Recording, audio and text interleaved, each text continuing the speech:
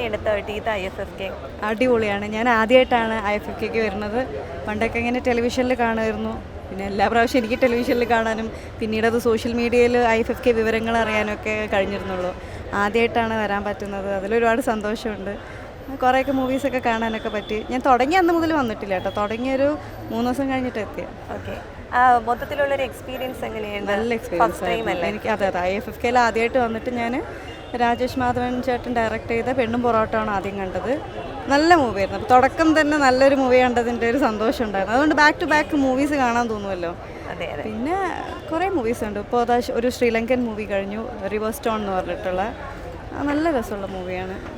Palestine 36. ഒത്തിരി movies ഉണ്ട്. Settlement, പല രാജ്യങ്ങളിൽ നിന്നുള്ള പല ഭാഷകളിലുള്ള സിനിമകൾ നമ്മൾ കാണാണ്.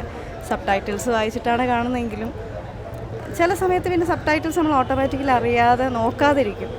വിഷ്വലിലേക്ക് തന്നെ നോക്കിപ്പോകും. കാരണം മോർ ഓഫ് അവരുടെ ആക്ടിങ്ങും ഒക്കെയാണല്ലോ അതിന് പ്രാധാന്യം കൊടുക്കുന്നത്. അപ്പോൾ അതുകൊണ്ട് ഒരു ഡിഫറെൻറ്റ് എക്സ്പീരിയൻസ് ആണ്. അപ്പോൾ ഇവിടെ വന്നപ്പോൾ എല്ലാവരും എൻ്റെ അടുത്ത് പറഞ്ഞത് ഒരു തവണ IFFKക്ക് വന്നാൽ എല്ലാ വർഷവും റിപ്പീറ്റഡ്ലി വന്നുകൊണ്ടേയിരിക്കുന്നു. സത്യമാണ് കേട്ടോ. അത് എനിക്ക് അടുത്ത പ്രാവശ്യം വരണമെന്ന് ഭയങ്കര ആഗ്രഹമുണ്ട്. അടുത്ത വർഷം ഉണ്ടാവും ഉണ്ടാവണം എന്നാണ് ആഗ്രഹം. ഓക്കെ.